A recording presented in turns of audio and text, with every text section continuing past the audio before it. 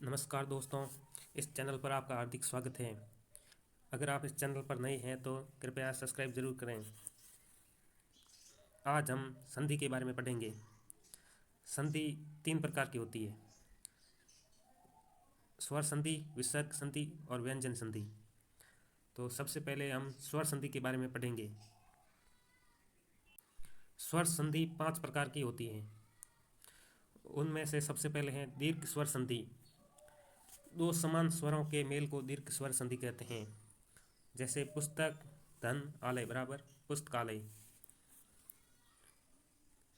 दीर्घ संधि में जैसे बड़ा होता है वो आता है सबसे पहले।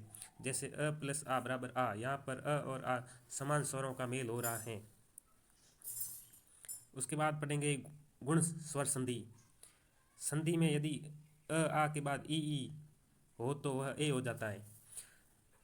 यदि अ आ के बाद उ हो तो वह ओ हो जाता है। और अ आ के बाद री हो तो अर हो जाता है। जैसे सुर धन इंद्र सुरेंद्र, महाधन उदय महोदय, महाधन ऋषि महर्षि। और अब पढ़ेंगे वृद्धि स्वर संधि के बारे में। यदि अ आ के बाद ए हो तो ए हो जाता है। यदि अ आ के बाद ओ औ हो तो औ हो जाता है। जैसे इसमें वृद्धि हो जाती है, मतलब सदा प्लस एव सदैव, एक प्लस एक एक एक, महा प्लस ओजस्वी महोजस्वी। इसमें एक ये तरीके हैं कि इस ऊपर किसी भी शब्द के ऊपर 2 मात्राएं हैं तो वृद्धि संधि होगी उसमें। अब पढ़ेंगे यण स्वर संधि के बारे में। ई के बाद कोई अलग स्वर आने पर ई का यह हो जाता है। ऊ के बाद कोई अलग स्वर आने पर ऊ का वह हो जाता है। री के बाद कोई अलग स्वर आने पर र हो जाता है। जैसे अति धन उत्तम अत्युत्तम, अनु धन अय अन्वय, पितृ धन आदेश पित्रादेश। अब पढ़ेंगे लास्ट स्वर संधि अयादि के बारे में। न प्लस अक नायक, ए प्लस आय, ओ प्लस अन पवन, ओ प्लस अव भव प्लस उक भावुक आदि। अब पढ़ेंगे व्यंजन संधि के बारे में।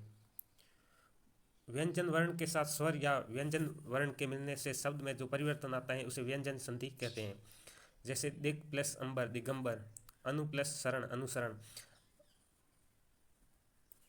इसमें नियम है, यदि क च ट त प के बाद कोई स्वर हो तो वर्णमाला का तीसरा या चौथा वर्ण हो जाता है तो ये व्यंजन अपने वर्ण के तीसरे वर्ण में बदल जाता है। जैसे वाक प्लस इस वागीस, उद प्लस घाटन उद्घाटन। जैसे क का तीसरा अक्षर ग हुआ, त का तीसरा अक्षर ध हुआ। नियम, स के पहले यदि कोई स्वर आए तो स का चच्छ हो जाता है। जैसे वि धन छेद विच्छेद, आ प्लस साधन आच्छादन, अनु प्लस छेद अनुच्छेद।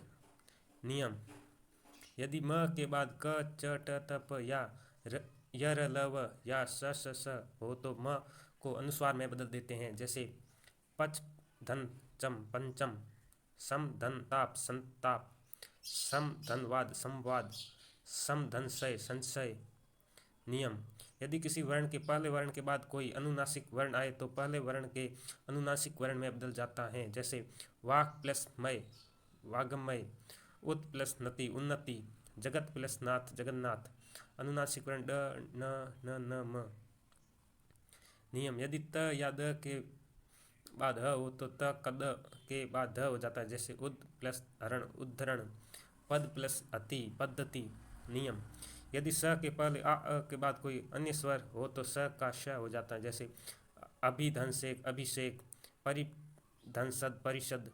अपवाद, यदि स के बाद र या री हो तो स का श नहीं होता। अनुधन शरण अनुसरण, विधन सर्ग विसर्ग। अब पढ़ेंगे विसर्ग संधि के बारे में। विसर्ग के बाद किसी स्वर या व्यंजन के आने से शब्द में जो परिवर्तन होता है उसे विसर्ग कहते हैं। इसमें से मतलब विसर्ग संधि को तो समझना आसान है क्योंकि इसमें पीछे विसर्ग लगी रहती है। जैसे वि प्लस तार विस्तार, चतु धनपद चतुष्पद। नियम, यदि विसर्ग के बाद श हो तो विसर्ग को के साथ कोई परिवर्तन किए बिना जोड़ देते हैं, या विसर्ग की जगह आधे के वर्ण से आधा शब्द लेकर जोड़ देते हैं, जैसे दु धन शासन दुशासन, नि धन संदेह निसंदेह। नियम, यदि विसर्ग के पहले अ आ के अलावा कोई अन्य स्वर हो तो कोई घोष वर्ण हो तो विसर्ग र में बदल जाता है। नि प्लस मन निर्मल, दु प्लस उपयोग दुरुपयोग, नि प्लस जन निर्जन। नियम, यदि विसर्ग के पहले ई उ या ओ हो तो बाद के क ख ग ट ठ प फ हो तो विसर्ग श में बदल जाता है, जैसे नि कपट निष्कपट, चतुष्पद चतुष्पद, निस प्लस फल निष्फल। विसर्ग संधि को ट्रिक से पहचानना, यदि शब्द छोटा है, विच्छेद करने पर दो प्रचलित शब्द प्राप्त नहीं हो रहे तो विसर्ग संधि हो सकती है। नि प्लस फल निष्फल, तह प्लस कर तस्कर। विसर्ग संधि के शब्द अक्सर आधे शब्दों से मिलकर बने होते हैं, जैसे निष्कपट चतुष्पद निष्फल। ओके साथियों, आज हमने संधि के बारे में पढ़ा है। कृपया चैनल को सब्सक्राइब जरूर करें। धन्यवाद।